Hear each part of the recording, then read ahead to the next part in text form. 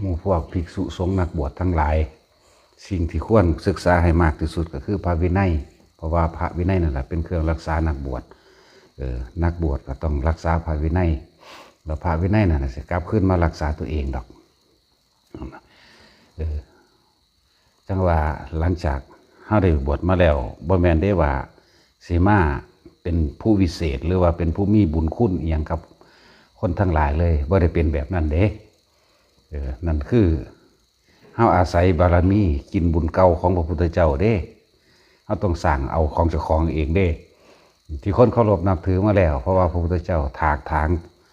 สิ่งที่ลกล้างมาให้บ่แห้งเลยเฮามาสวมสุดเอาซื่อๆเด้ที่เขาเจ้าว่าเคารพนับถืออย่างต่างๆนั่นเพราะว่านับถือพระพุทธเจ้าทำสงฆ์อันเก่าได้มาฉะนั้นภิกษุทั้งหลายเพิ่งศึกษาพระวินัยให้ดีเพราะว่าพระวินัยแหละเป็นเครื่องรักษา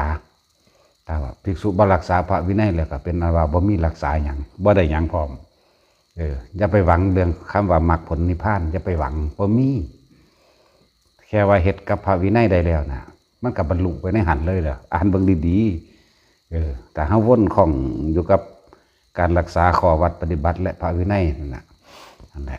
นักบวชทั้งหลายควรรู้เฉพาะตนควรเป็นปัจเจกชนปัจเจกชนคือรู้เฉพาะตนนั่นแหละว่าสิ่งใดควรหรือบ่ควรกับตัวเองถ้าบ่มีพระวินัยก็เป็นเราบ่มีหยังเลยบ่มีคุณธรรมเด้ถ้าบ่มีพระวินัยแล้ว คือคนทั่วไปนั่นแหละคนทั่วไปถ้าบ่มีศีลแล้วก็บ่มีคนบ่แม่นคนนั่นแหละภิกษุก็คือกันก็บ่แม่นพระนะฉะนั้นนักบวชทั้งหลายสุควรที่รักษาพระวินัยสิเอาหยังขึ้นเขาเอาอย่าลืมเด้เดี๋ยวลงไปกินทานไฟหรือก่อนแท่งหินเล็กแดงอยู่ทั้งไตพุ่นเด้อสังฆตนรกของพระล้วนๆบ่แม่นพระดอกว่าของภิกษุเพราะว่าบ่มีเครื่องรักษาตนแล้วสิเอาหยังมาขึ้นเขาเจ้าสิเอาบุญเอากุศลอีหยังมาขึ้นให้เขาเจ้าในเมื่อบ่มีพระวินัยแล้วกินก็กินไปซื่อๆได้กินข้าวเขานั่นจะว่าให้ทุกคนศึกษาดีๆนั่นแหละเป็นเครื่องรักษาเจ้าของเองคือการทำตามพระวินัยเมื่อรักษาพระวินัยได้แล้วพระวินัยก็รักษาเจ้าของเองเมื่อมันมีเรื่องเล่าอันนั้นอันนี้ขึ้นมาจังสิความจริงมันแหละสิรักษาเจ้าของเองคือรักษาได้ตามพระวินัยพระวินัยดึงกลับขึ้นมารักษาเจ้าของคือเอื่นว่าความจริงรักษาถ้าตัวนี้มันบริสุทธิ์ดีแล้วบ่มีอีหยังเหตุทำลายสิ่งเหล่านี้ได้เลย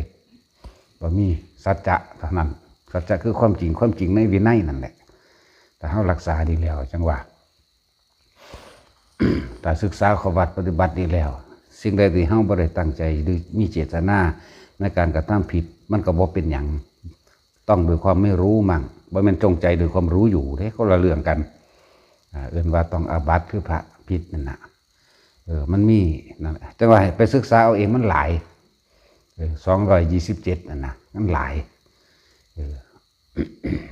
แต่หากบ่มีสิ่งเหล่านี้รักษาน่ะเสียมันสิไปได้มรรคผลมันจะทางใดวะบ่มีบ่ได้แต่แค่นี้ของแค่นี้ของกระทำได้ยังเฮ็ดบ่ได้อยู่ของที่ลึกล้ำเข้าไปอีกสิเอาหยังไปเฮ็ดได้ของลึกล้ำคือการทำสมาธิทั้งความสงบจิตนั่นแหละลึกล้ำกว่าอีก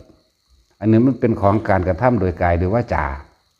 อันตัวนี้อ่านเบิ่งแล้วโอ้อันนี้เพิ่นบ่ให้เฮ็ดอันนี้เพิ่นบ่ให้เฮ็ดเฮาก็บ่เฮ็ดเท่านั้นนึงนะสิ่งที่ลึกล้ำเนียนเข้าไปอีกถ้าพระวินัยบ่บริสุทธิ์แล้วภาวนาสิไล่จังไดมันมีเครื่องก่อกวนมีเครื่องหลังอยู่นั่นแหละส่วนผู้พอเจ้ารักษาพระวินัยได้ดีแล้วก็สมาทานทุดงควัตรเอาเฉพาะที่เจ้าของเฮ็ดได้นั่นเองในทุดงควัตร13ข้อทุดงคะแปลว่าเครื่องข่มกิเลสข้อวัดในการกระทำข่มกิเลสเมื่อมันข่มแล้วมันก็ไปเป็นการละทันตัววันนี้เมื่อข่มได้แล้วก็ดีนั่นแหละ เวลาเดินบิณฑบาตจังสิเพิ่นก็บอกอยู่ได้ล่ะว่าให้เขาทอดสายตาไปประมาณใด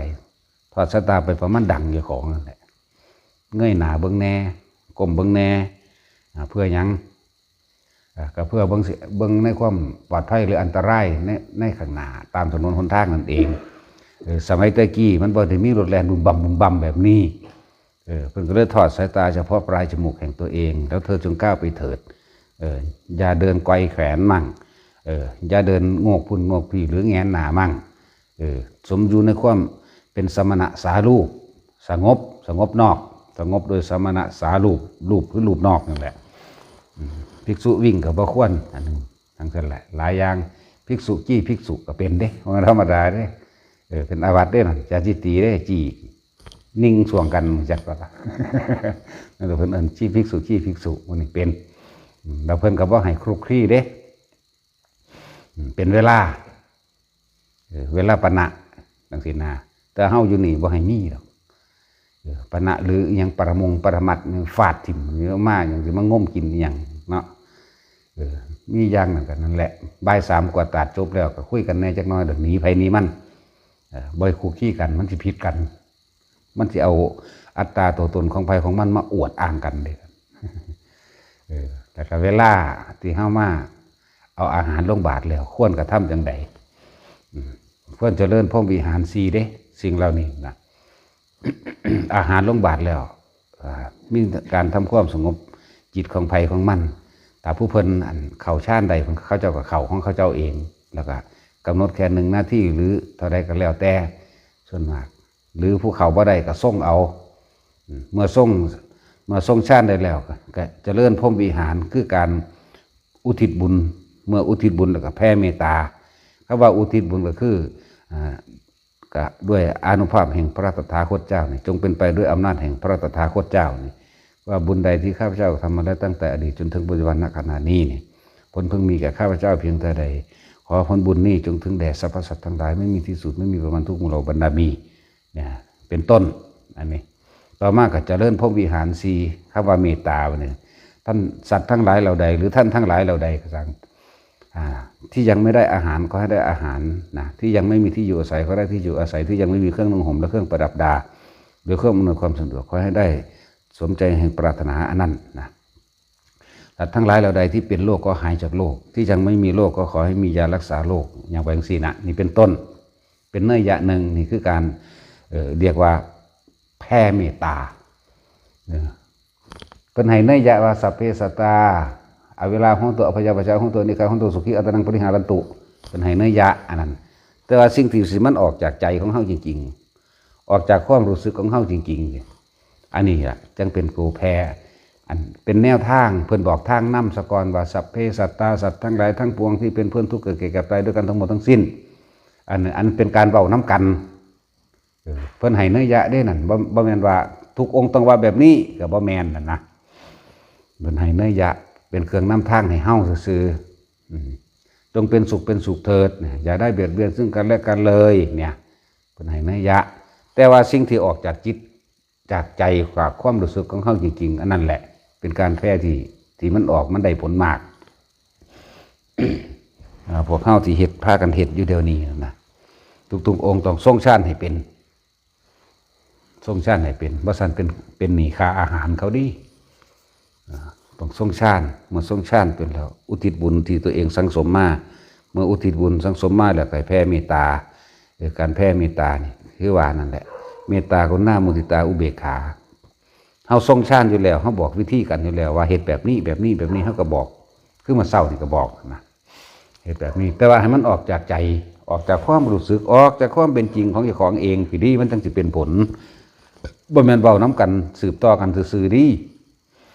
สัพเพสัตตาสัตว์ทั้งหลายทั้งปวงที่เป็นเพื่อนทุกข์เกิดแก่เก็บตายด้วยกันทั้งหมดทั้งสิ้นนี่เขาเว้าน้ำกันซื่อได้อันนั้นนะ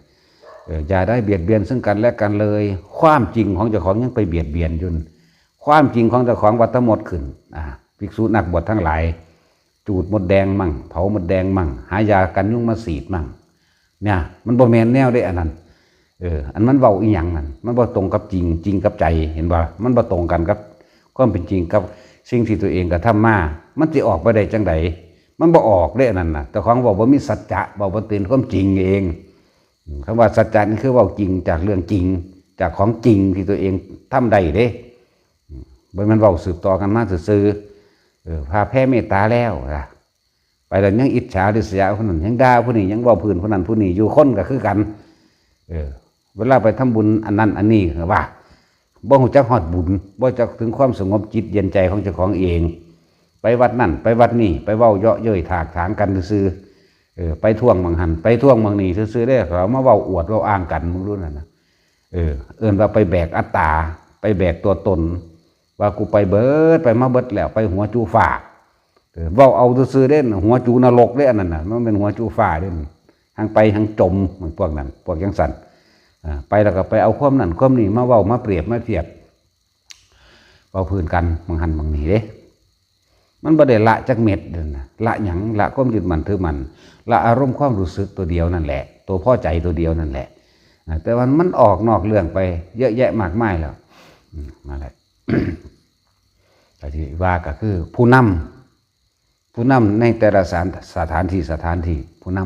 ำควรศึกษาให้ดีอย่างหน่อยๆพระวินัยเฮาได้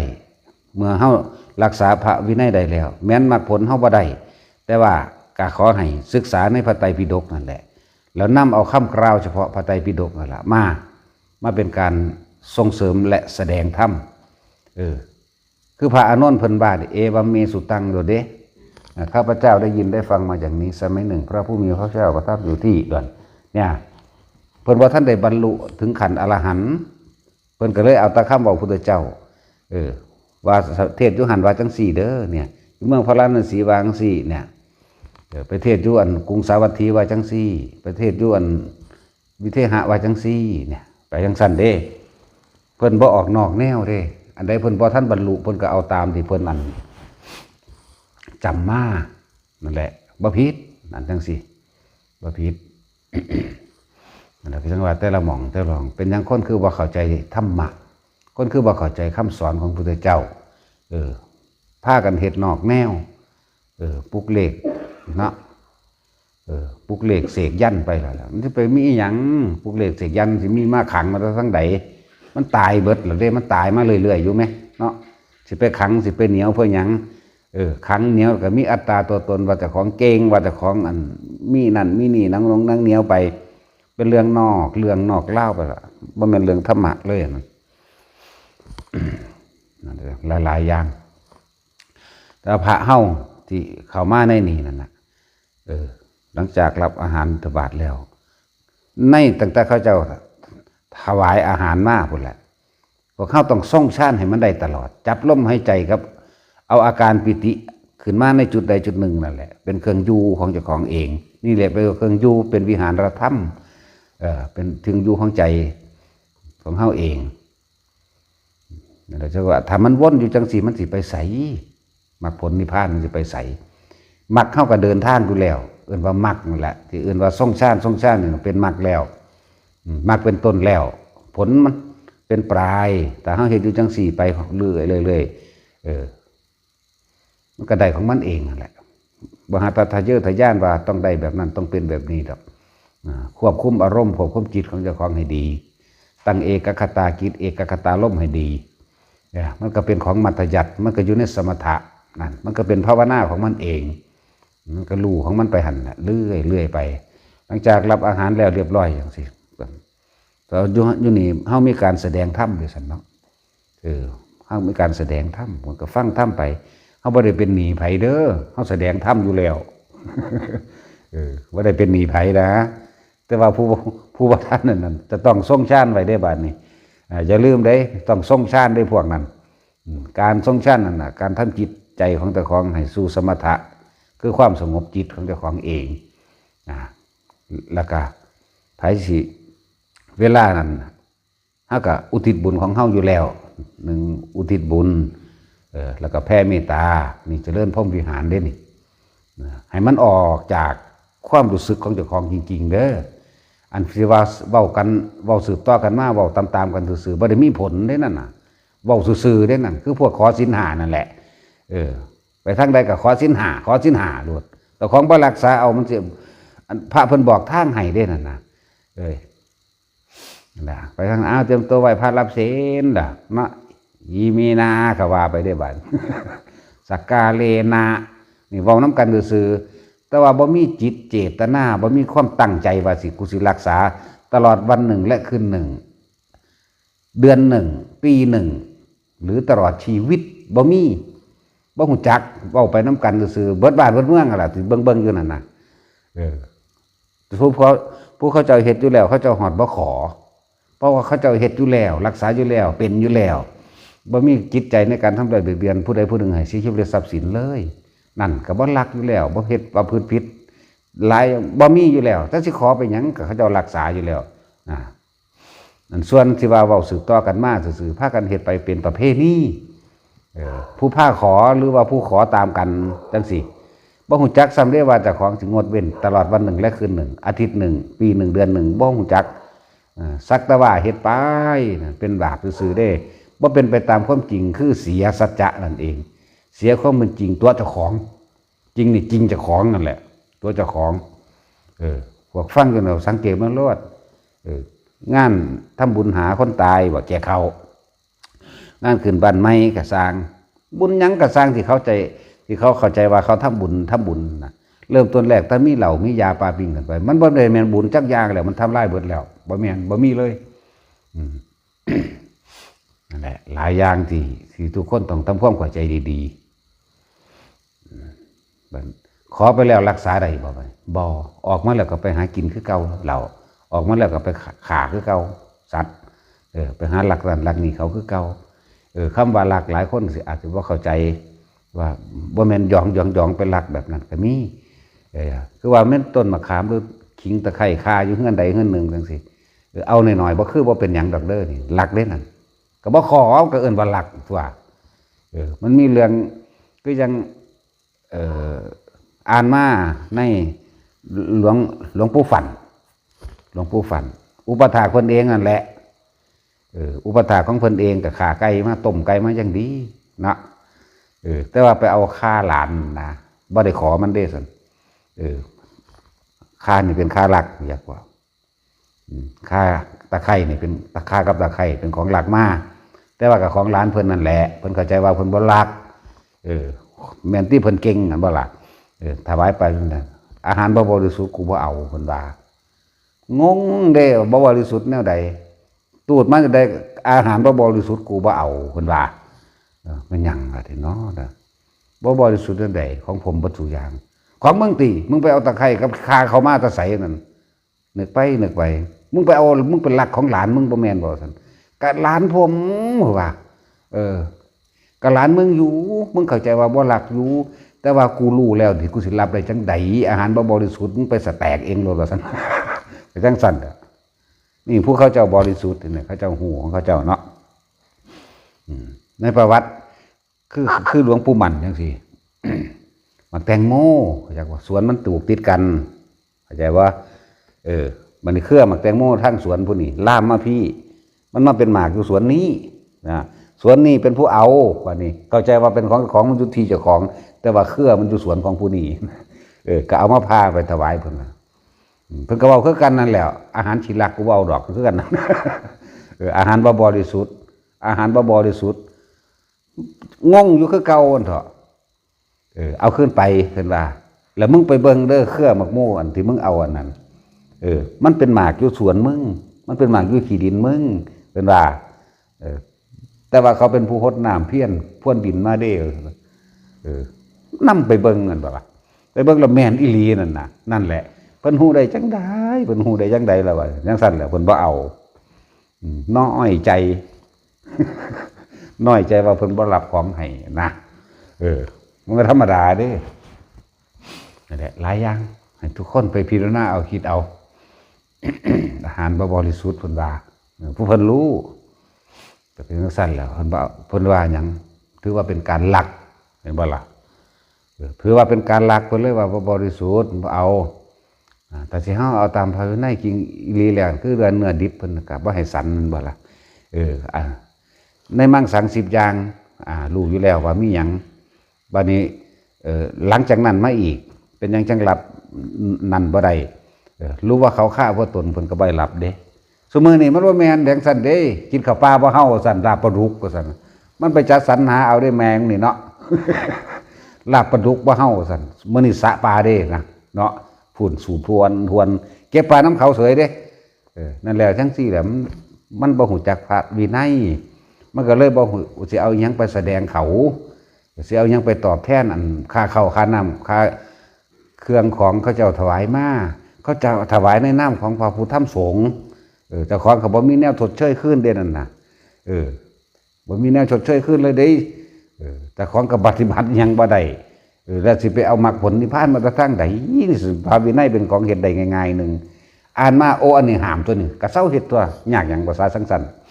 นั่นแหละก็สังสันล่ะจุมื้อนี้มันบ่แม่นติไปกินข้าวปลาโยนปลาขึ้นมาทั้งนี่ดังไฟไว้ท่าเบิ่มเผาท่าเกลือดินดุดับอยู่นั่นฆ่าเอาเองซ้ำตัดหาเอาเองซ้ำอาหารที่เพิ่นให้งดเว้นนะรู้ว่าเขาฆ่าเพื่อตนเพิ่นก็ยังบ่ให้รับรู้ว่าของนั้นไม่บริสุทธิ์นี่ลักมากนั่นแหละของไม่บริสุทธิ์ขนาดบ่ได้ตั้งใจลักเพิ่นก็ยังบ่เอาเห็นว่าล่ะคือเครื่องหมกโม่มันขามมาทีเจ้าของหรือว่าไปเอาฆ่ากับตาไข่ของหลานแต่ว่าบ่ขอนั่นเพิ่นบ่เอาได้นั่นน่ะนั่นน่ะคือพระธรรมนั่นน่ะคือพระวินัยก็เอาเยินอาหารบริสุทธิ์รู้ว่าเขาฆ่าเพื่อตนเพื่อว่าให้เอาแต่ว่าสูนี่มันบ่แมนแล้ว6 ทุ่มมากก็ออกเงินกันผู้ละ100เด้อสันเนาะกินก้อยลาบเลือดซกเล็กพวกไปอุ่นเข้าไปก็อุ่นเด้พญศิลก็เคยไปคือกันล่ะแนวจังซี่แม่นบ่ล่ะร้อยเลือดโอ้ยฟ้าวห่าวนำบ่สั่นดีบ่ดีมันเป็กความว่าเด้ผิดจักอย่างธรรมดาบ่จังซั่นแหละหลายๆอย่างที่ภิกษุนักบวชทั้งหลายอย่าทำลายตัวเองเถอะเรื่องการทำลายศาสนามันทำลายบ่ได้หรอกแต่ว่าส่วนมากก็คือการทำลายตัวเองที่คนทั้งหลายเข้าใจว่าทำลายศาสนาทำลายศาสนาคนผู้เดียวสิไปทำลายศาสนาได้เดิมก็ทำลายตัวมันเองนั่นแหละทำลายตัวมันเอง ให้ศึกษาให้ดีพระวินัยของเฮ็ดน้ำง่ายๆนึงดอกมันไม่ได้เฮ็ดยากจังเม็ดดิเนาะก็มันบ่ศึกษามันก็บ่เข้าใจเมื่อบ่เข้าใจแล้วก็จักบ่รู้จักแนวสิเฮ็ดแล้วผู้อันก่อนก็บ่สอนบ่บอกด้วยซั่นบ่บอกเลยว่าจากันนั่นเด่นหนังสือเอานั่นไปอ่านวิสุทธิมรรคเด้อศีลสมาธิปัญญามีอยู่ในหันก็ได้เด้ล่ะก็ไปศึกษาเอาเองตัวเจ้าของต้องรักษาตัวเจ้าของเองเด้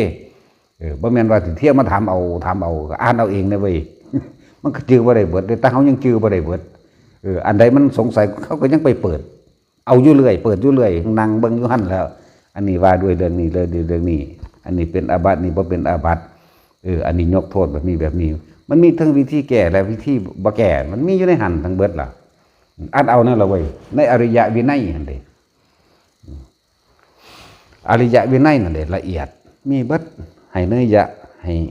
หลายๆอย่างในวิธีแก้ในวิธีอนาบัติหรืออาบัติและอนาบัติมีอยู่ในหันแหละจังว่าภิกษุนักบวชถ้าบวชเข้ามาแล้วบ่แม่นเด้ว่าสิดีเลยนั่นน่ะผ้าเหลืองเพิ่นดีอยู่แล้วเด้ธงชัยของพระอรหันต์ดีอยู่แล้วอันบ่เห็นคนเคารพน้อมๆเข้าไปจังซั่นจังซี่นั่นน่ะคิดว่าเขาเคารพนับถือเจ้าของจะมาขึ้นเอิกเด้ เป็นหนี้เขาอยู่ได้อย่าลืมทุกคำเขาเป็นหนี้ทุกคำเขาเด้อนั่นแหละต้องว่าพอเขามาแล้วต้องรักษาพระวินัยเมื่อรักษาพระวินัยแล้วก็ต้องศึกษาบทแห่งธรรมคือการที่เฮ็ดจังใดสิเฮาสิพ้นทุกข์ได้เพิ่นก็มีเพิ่นสอนไว้เบิดแล้วล่ะอยู่ในหันแหละกรรมฐาน40อย่างการวางจิตมันมีเบิดอยู่ในหันแล้วขึ้นอยู่กับตัวเฮาเองบัดนี้ว่าเฮาสิเฮ็ดได้ขนาดใดอย่าลืมได้เป็นหนี้เขาอันเพิ่นสิเว้าจริงหรือเว้าบ่จริงบ่แน่เพิ่นว่าระวังเด้อกินข้าวเขานั่นสาดละเม็ดเกิดเป็นงัวเป็นควายใส่หนีเขาจักสิจริงหรือปลอมเด้อ นั่นก็บ่ยืนยันตัดสินอะไรจังว่าหลายๆอย่างมันเฮาสิบ่รู้วิเศษโดยธรรมหยังก็แล้วแต่เฮารักษาพระวินัยได้ก็เป็นอันว่ารอดก็เป็นการรักษาสืบต่อศาสนาที่ถูกต้องแต่เฮ็ดบ่ได้ก็เป็นอันว่าทำลายเจ้าของนั่นแหละสิทำลายศาสนาทำลายบ่ได้ดอกภาษาคนผู้เดียว ทำลายเจ้าของเด้จังซั่นนั่นพวกเฮาเองจังว่าเน้นการปฏิบัติอันใดพ่อบอกเฮาก็บอกเฮาก็เบิ่งก็ซ่อมอยู่นั่นแหละเขาก็บ่ผิดแต่คนเด้ล่ะถ้ายอมมาให้สอนเนาะ ยอมให้บอกเด้ เจ้าย่อมข่อยได้ข่อยจังบอกแต่บ่ย่อมเขาบ่บอกคือกัน ถ้าย่อมมาแล้วก็บอกอันนี้ควรอันนี้บ่ควรอันนี้เป็นจังซี่อันนี้มันมีอธิบายหลายไปอ่านเอาจังซั่นล่ะแล้วนิ่มทุกคนต้องเป็นว่าอุทิศบุญที่เจ้าของเคยเฮ็ดมาหนึ่งแล้วก็มีการแผ่เมตตาหรือทรงพรหมวิหาร4หนึ่งทรงชาติให้ฮะแทบสิให้มันได้ย่างต่ำใน12 ชั่วโมงเนี่ยเครื่องต่อเครื่องกันของ24 ชั่วโมงมันได้คนละเครื่องกันผู้นี้ยังเอาผู้ใดเฮ็ดบ่ได้ก็อยู่บ่ได้เด้มันสิมีดอกนะเป็นนั่นน่ะ มันสิเป็นปึ้งๆปังๆไปตัวที่ตัวแดนแล้วมันเดี๋ยวก็หาฮ้อนห้นไปเอาเองหรอกแนวมื้อนี้มันใหม่เจ้าของเองเด้บ่ใหม่ไผเด้ลักษณะนั้นมันสิมีดอกนั่นล่ะผู้ใดปรับเข้ามาถ้าเฮาเฮ็ดถูกต้องพระวินัยแล้วเครื่องรบกวนใจก็บ่มีสมาธิมันก็ตั้งมั่นแน่เคียงว่าเฮาประคองจิตของเฮาไว้โดยการทรงฌานญาณต่างๆยังรู้ต่างๆมันสิเกิดถึงดอกบ่แม่นญาณเห็นอันผีเห็นเปรตเด้หรือบ่แม่นญาณตาทิพย์บ่แม่นญาณนั่นญาณนี่เด้อันนี้ญาณนี่แปลว่ารู้อารมณ์ความรู้สึกของเจ้าของในความทุกข์กับเรื่องใด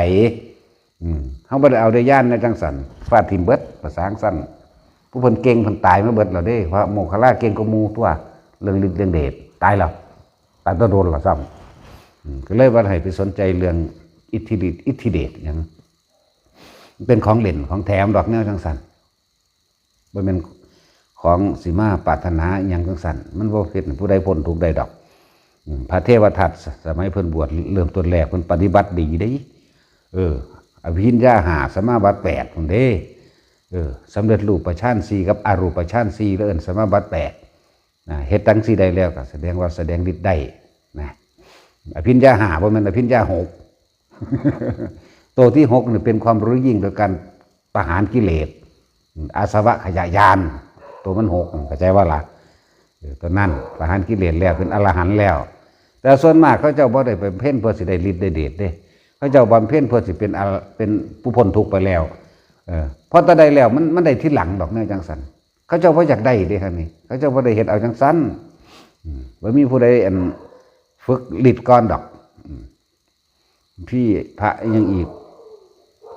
ที่เพิ่นยังพระน่ะเพิ่นมักกินเหล้าดอกแล้วซื้อวางได้ลืมซื้อเหล้าแล้วพระนั่นก็ได้อภิญญา5สมาบัติ8เด้บัดนี้เราไปปราบพญานาคลักษณะเด้ชนะแล้วพวกชาวบ้านหรือว่าพระคุณเจ้ามักหยังว่าโอ้ยอันน้ำแดงๆคือตีนนกพิราบนะตะกี้มันเป็นข้าวแดงเลยเนาะแต่สี่เกิดท่านข้าวเจ้าแดงบ่ปุ๊ข้าวเจ้าแดงข้าวเจ้ากำมักแล้วมันจะออกน้ำแดงๆคือตีนนกพิราบเหล่าโทจักว่าสาวเขาเข้าใจง่ายเขาก็ตั้งไว้เฮือนละจอกแล้วฟาดมันตะพุ่นแล้วตั้งหัวบ้านจนท้ายบ้านพอดีออกนอกบ้านที่นอนกินขอรอที่พระพุทธเจ้าเสด็จมากับหมู่พระสงฆ์นั่นโอ้ยลากมันมาเนี่ยความหายเพิ่นเลยลากมันมาเนี่ยฮะเพิ่นหิวปีกเด้แก่เลยไปถิ่มไปกลางเลื่อนวัดกระทำกับภิกษุทั้งหลายเบิ่งดูนี่พระอันนี้แต่ไม่ตอนเธอปราบพญานาคเป็นใดอุ้ยฤทธิ์เดชเก่งแบบนั้นแบบนี้แต่ว่าเธอปราบตัวเองบ่เป็นเนาะสั่นนั่นเห็นบ่ล่ะขณะนี้ถ้าความสามารถแล้วเธอบ่ได้มีฤทธิ์เดชยังพอสิสู้กับใส่เดือนได้ซะด้วยซ้ำไปนั่นเพียงซั่นล่ะเพิ่นก็ปลุกให้ตื่นมาล่ะมันก็ทำโทษเอาล่ะนั่นแหละก็ต้องว่าฤทธิ์เดชมันเฮ็ดให้หลงตนซุมื้อนี้พ่อกำกานี่แหละบ่แม่นกำกาสัมบ่รู้เรื่องซะด้วยซ้ำไปนะคิดเอาเบิดนะมันจะไปสนใจเท่านั้นจังซั่นพวกคิดเอาบ่ทันได้ฝึกอีหยังได้ซื่อความอยากได้มันไปก่อนบ่แต่ว่าเฮ็ดท่านยังไงอยากฝึกกสินน้ำจากสิกสินดินกสินไฟเอาโลกกสินนางทำยังไงเนี่ยผู้อื่นความอยากมันตั้งหม่องสุดไว้แล้วเฮ็ดจังใดมันสิไปได้ถ้ามันบ่ได้อยากหยังเฮ็ดไปมันได้ดอกจักสิเอามาหยังดอกว่าบ่พอสิแล้วเขาเนาะนี่ทำลายเจ้าของซ้ำดาการแสดงฤทธิ์เดชอย่างต่างๆถ้าว่างจิตเป็นอุเบกขาบ่ได้มันก็แสดงบ่ได้เด้ว่างจิตเป็นอุเบกขาเด้มันจึงเฮ็ดได้ถ้ามีจิตด้วยตัณหาคือความอยากนิดหน่อยเสื่อมทันทีเด้ว่างั้นธรรมดาเด้ฝึกกสินฝึกแทบลมแทบตาย ตอนแสดงโดยบ่ได้มีอามิตรสินจ้างโดยสื่อเสียงโดยจากคนอื่นเคารพศรัทธาโดยอิจฉาริษยาหรือด้วยอะไรอันหนึ่งโดยสื่อเสียงเกียรติยศแลกของยังก็แล้วแต่ถ้าแสดงแบบนั้นได้แสดงคือพระอรหันต์แสดงกันได้แต่ว่าถ้าตัณหาเขามาแซมนิดหน่อยเสื่อมเลยเสียบ่ได้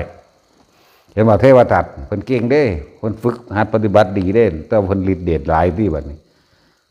โดยจากมีลาภโดยจากมียศโดยจากเป็นพระพุทธเจ้าแทนพระพุทธเจ้าเห็นบ่ล่ะแค่คิดสำนั้นเสื่อมแล้วจบเลยตอนแรกที่เหาะเข้ามาในว่างของอาชาติศัตรูในห้องนอนอาชาติศัตรูเหาะเข้ามาพอตะคิดวางแผนแบบนั้นปุ๊บสิกุมหอขึ้นไปมันหอบ่ได้ที่มันเสื่อมย่างเอาละบาดนี่แถมสัมพุนได้หลูดผ่าลงได้จากว่าเขาผ่าผูกลงหน้าต่างแต่จะออกทางว่างก็จะเป็นที่รูจากของผู้อื่นแล้วเอาผ่านี่ผูกลูดลงผ่าแล้วย่างลี่ลบลี่เข้าไปทั้งป่านั่นแหละเป็นทางสั้น มันเสื่อมจะเอาเถาะมาสร้างสั้นบรรลุสะก้อนถึงเอาที่หลังก็ได้แต่มันปานนั้นผมอยากได้มาหยังเนาะ แต่จากว่าเรื่องพระภิกษุนักบวชทั้งหลายให้ศึกษาพระวินัยเด้อเพราะว่าพระวินัยเป็นเครื่องรักษาเจ้าของเองบ่มีอย่างสิเลิศตามความเป็นจริงดอกสัจจะนั่นแหละตัวนี้แหละรักษาเจ้าของดอกมันผู้ใดสิมาก้าวตู้ใส่ไหลเรื่องได้กระตามบ่มีทางสิทำลายสัจจะอันนี้ได้เลยคือความจริงโดยความบริสุทธิ์แห่งตัวนี้ได้เลยศีลใจที่บริสุทธิ์ในการอยากให้ผู้อื่นมีความสุขปรารถนาหวังดีกับคนจริงๆกับสัตว์จริงๆในการแผ่เมตตาออกไปนั่นนะบ่แม่นแต่ว่าเว้าตามกันเด้สัพเพสัตตาสัตว์ทั้งหลายทั้งปวงที่เป็นเพื่อนทุกข์เกิดแก่เก็บตายนี่ด้วยกันทั้งหมดทั้งสิ้นจงเป็นสุขเธอแต่วันเว้าน้ำกันแต่ว่าจิตใจของเจ้าของเองเนี่ยว่าตาอันยุ่งมากัดเฮ้ยรวดตัวปัวแม่นบ่ล่ะมดแดงขึ้นมันก็โพดแท้แบบตีนถูอยู่ว่าสั่นเนาะว่าที่ว่ายุ่งหลายใบก้อนมาให้ในเด้อรวดน่ะมันบ่แม่นแบบนั้นมันสิไปแพ้ออกได้จังใดจังสั่นจิตใจของเจ้าของยังบ่อาจสามารถอยู่บ่อาจสามารถที่สิรักผู้อื่นเสมอด้วยตนรักตนเสมอด้วยผู้อื่นเห็นผู้อื่นเป็นดุจดังแขนขาอวัยวะของตนบ่ทันได้เฮ็ดได้อยู่ฉะนั้นต้องประคองไปเรื่อยๆไปของพวกเฮานี่คือการทรงฌานรักษาอารมณ์อันเป็นกุศลเจริญฌานกับแมนทรงฌานกับแมนเจริญสตินั่นแหละเดียวกันนั่นแหละสติเอาไว้ใส่สติเอาไว้ในการนึกถึงความผิดความถูกสัพพัญญะคือความรู้สึกโตเลื่อนสติสัพพัญญะสติเฮาเอาใส่เป็นคำบริกรรมสัพพัญญะเฮาเอาการปิติเกิดขึ้นระหว่างกลางหน้าผากเฮาเองจึงเรียกว่าสติสัพพัญญะเจริญฌานเหตุทั้งสี่ ทรงอารมณ์มันเป็นกุศลทรงฌานแม่นเบิดมันสิคมกิเลสไว้ซะก่อนคมไปเมื่อมีสิ่งที่เข้ามากระทบทั้งตาหูจมูกลิ้นกายรูปรสกลิ่นเสียงสัมผัสต่างๆมันจะเกิดอารมณ์ความรู้สึกแบบใดนั่นแหละเวลามันหูมันเห็นมันก็จะเห็นโทษของมันถ้ามันเห็นโทษของมันก็ดับปั๊บท่านตัวมันก็ดับอยู่ในหันแหละเมื่อมันมีกำลังพอแล้วมันก็ท่านเป็นเรื่องเป็นขันเป็นตอนไปของมันเองนั่นแหละแต่ว่าเขาพวกเขาเน้นการทรงฌานเพราะว่าการทรงฌานเนี่ยคือการหยุดภพบ่ให้ภพไหลไปสู่ที่ต่ำเขาเพ่งอยู่ในอารมณ์เดียวภพตัวนั้นมันหยุดแล้วเด้มันบ่ไปใส่เด้นั่นนะแต่เขามีอารมณ์โกรธเด้ความรู้สึก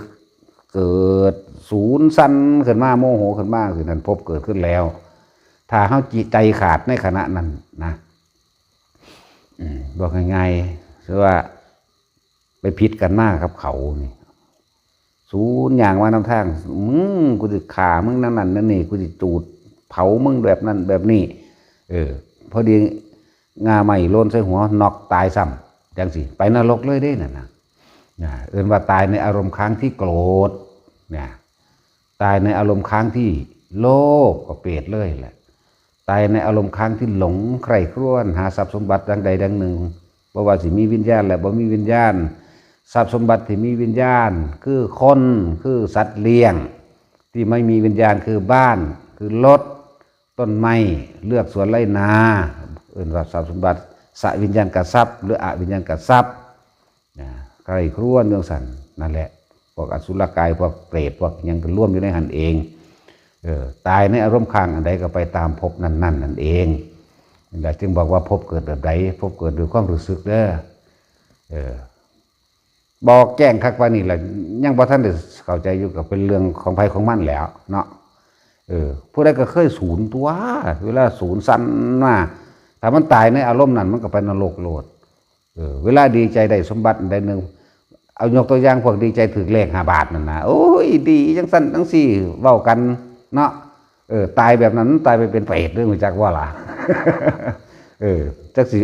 อสุรกายเปรตและเดรัจฉานอยู่ใน3อย่างนี่เด้แบบพวกถือเลขวัน5 บาทถึงหน้าดีใจแบบนั้นแบบนี้เว้ายกย่องมาหันบางนี้เด้แม่นนะว่าเด้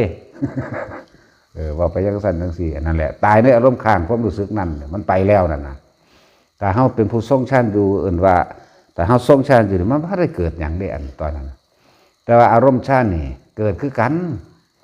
แต่ว่าเกิดเป็นพรหมเป็นผู้ไม่มีความกังวลเร่าร้อนนี่เห็นว่าล่ะพบอันเลวร้ายมันบ่ได้ไปด้วยนั่นนะจึงบอกว่าทรงอารมณ์มันเป็นกุศลกับแมนเนี่ยระงับดับภพดับแบบนี้ในเมื่อมันบ่ปรุงแต่งต่อแม่นบ่ภพนั่นมันก็บ่เกิดได้ต่อของมันคมไว้แล้วแม่ทรงฌานคือการคมไว้แล้วเด้เนี่ยคมไว้แล้วนี่ที่เพิ่นว่าปิดด้วยศิลานี่คือหินทับหญ้าอยู่นั่นเพิ่นเปรียบ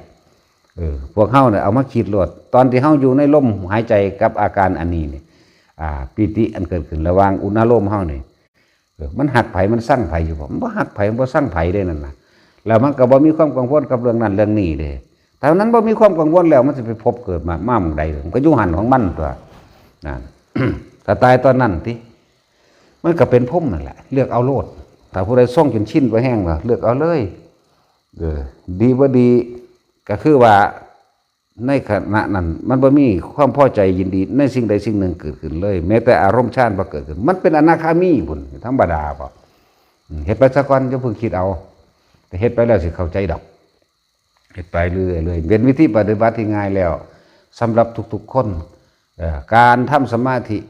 หรือการทรงฌานบ่แม่นว่าเฮาสิมานั่งอยู่ต่อหน้าพระหรืออยู่ในวัดอยู่หม้องใดก็ตามมันอยู่ในหูดังเฮานี่บ่ต้องปฏิบัติหม้องใดเลยปฏิบัติในตัวเองเลยใจก็อยู่ในเฮาคือความคิดความรู้สึกนึกคิดนั่นแหละ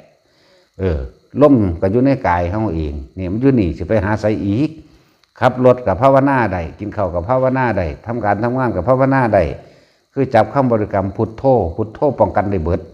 พุทโธป้องกันอบายภูมิได้มีสวรรค์และมนุษย์เป็นต้นอยู่แล้วพุทโธนี่ผู้ใดตายแต่แค่คำนึกพุทโธมันก็ไปสวรรค์แล้วเป็นเบื้องต้นว่าล่ะมันไปตัวนี้เด้แล้วเขาจะคิดไปหาผู้นั้นผู้นี้สร้างผู้นั้นหักผู้นี้ไปเหตุหยังกับพุทโธพุทโธไปทีแต่มีเวลาในการมานั่งก็จังจับลมหายใจให้อาการปิติมันเกิดนั่นเปลี่ยนจากเทวดาธรรมดาขึ้นยกจิตขึ้นสู่ระดับพรหมไปแล้วบาดนี้แน่ก็ไปหันตัวเห็นได้ง่ายว่าต้องไปมีลักษณะท่าทางอีหยังคำว่าสมาธินี่แปลว่าจิตทั้งมันในความสงบอันเป็นอุเบกขาถ้ามันสงบแล้วนะ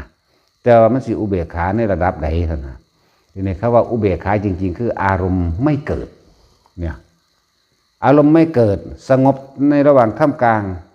ความวุ่นวายของโลกเนี่ยร่วมคำว่าสมาธิสูงสุดมันนั่นนะบ่ว่าสิเหม็นเขาปิ้งไก่ปิ้งปลาอยู่ในตลาดมันก็รู้อยู่ว่าเหม็นแต่ว่าเฮาบ่ได้ไปคิดไปมีอารมณ์ความรู้สึกมันเห็ดแมงอย่างแท้ศูนย์ขึ้นมานี่บ่แม่นแบบนั้นเนี่ยสงบมันบ่คิดมันแต่ว่าก็เห็นอยู่เนี่ยเสียงดนตรีก็คือโคมจังซี่เฮาก็สงบนิ่งอยู่ในเฮาแต่ว่าเฮาบ่ได้ไปคิดปรุงแต่งให้มันเกิดตามความยินดีพอใจพอใจก็ไม่มีไม่พอใจก็ไม่มีจึงเอ่ยว่าอุเบกขาไม่มีอารมณ์ความรู้สึกที่พอใจและไม่พอใจเนี่ยเห็นมากัดกันงงงิงก็บ่ได้อยากไล่ด้วยล่ะนั่นกินปิ้งปลากินปิ้งหยังกับบ่คิดนี่เราเอ่ยว่าสงบ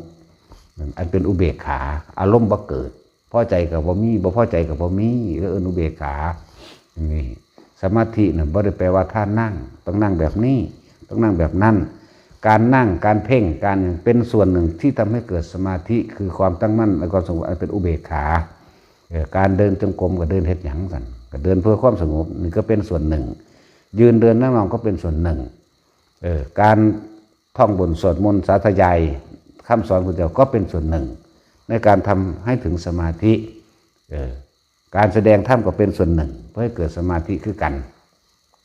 นั่นแหละ ว่าแต่ละคนทำความเข้าใจไหมซะสมาธิเนี่ยบ่ได้แปลว่ามานั่งอยู่ต่อหน้าพระและต้องมาเฮ็ดน้ำพระอย่างเดียวมันอยู่น้ำเจ้าของการควบคุมอารมณ์ความรู้สึกนะให้อยู่ในความว่างให้อยู่ในความเฉย